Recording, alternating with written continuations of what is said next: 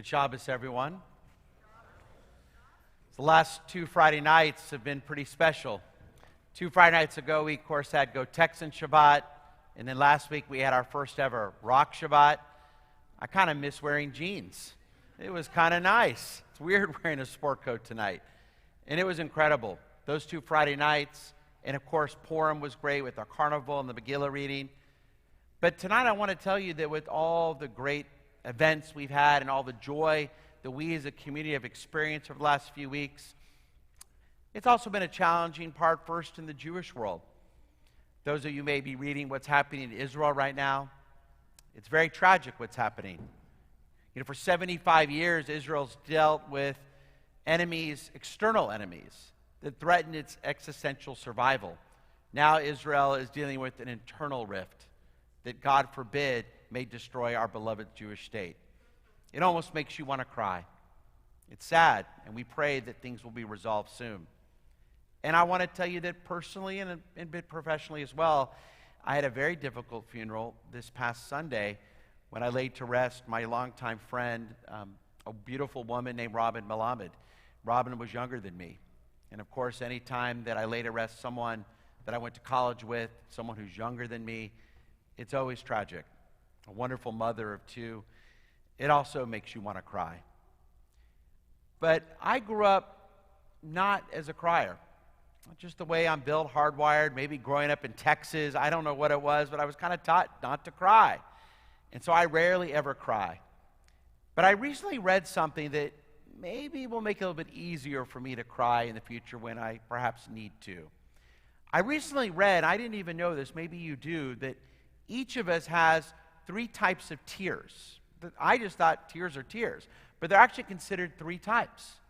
There's basal tears. Those are constant tears. It's almost a constant shield. You have them right now. You don't even realize it. You're blinking constantly, creating those tears, and they kind of protect and coat your ears. Your eyelids. Through your ears, I don't want to know about it. And you have reflex tears. Those are the tears that happen when you get something in your eye, or in Houston when you have your allergies, and they make you tear up. Those are your reflex tears. But the 3rd type of tear is what we call, and what doctors call, emotional tears. Those are the tears you have when you cry. Interestingly enough, those are the only tears that are salty. And the reason why is they create, and they have stress hormones in them. They have endorphins in them. And scientifically, when you have a good cry and you feel better, that's because scientifically you're flushing out those stress hormones. You're creating endorphins for yourself. It's not just after a good cry, it's not just a figure of speech. You really feel better by letting those emotional cries out. And those emotional tears, when they stream down your face, it's scientifically shown that you should feel better. And perhaps our rabbis knew this thousands of years ago when they came up with an incredible story. And when our rabbis write a story, it's called a midrash. And the rabbis tell us that when Adam and Eve left the Garden of Eden, they were bawling. They were crying. Who could blame them? In the Garden of Eden, everything was perfect. Everything was laid out for them. Then they had to go out into the real world, and they had to work, and they had to go out for a living, and nothing would be provided for them again. And they cried and cried and cried. And God said to them, let me change that form of crying that you have. Let me offer you a gift. And according to the story, God gave them what he considered a pearl, but was really a tear. And God instructed Adam and Eve is that when you cry, when you let out that emotional cry, those tears you let out, those emotional tears, they will make you feel better. They will lighten your burden. They will allow you to let out those stress hormones. They will allow you to feel better. Just like doctors would say thousands of years later, the Midrash taught us way back when in the 2nd century, that emotional crying can make us feel better.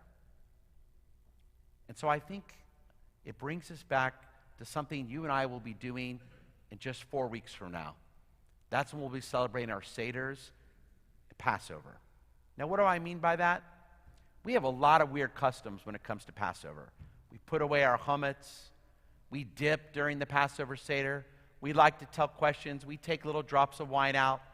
But perhaps one of the strangest customs we do right at the beginning of the Seder.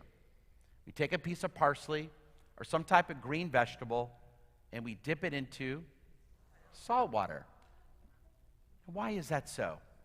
And what I tell people at my Seder is that the green vegetable represents spring, right?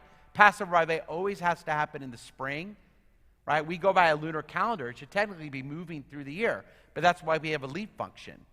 Our Muslim friends, Ramadan moves throughout the year because they have a lunar calendar, but they don't have a leap function. Passover has to be in the spring because you have to have a spring vegetable that represents the rebirth of spring, a time of renewal. Okay, that kind of makes sense, but why would you dip that vegetable of renewal in salt water? What does the salt water represent? The tears that our ancestors had when they were going through the years of slavery. Now you may ask, why don't we separate that a little bit, right? Have your springtime vegetable renewal, but do your salt water later. Dip a little matzah in the salt water, right? It's even grosser, right? Dip a little, I don't know. You already have the haroset. You already have the bitter herbs. Don't those represent the bitterness of slavery? Why do you need to have salt water?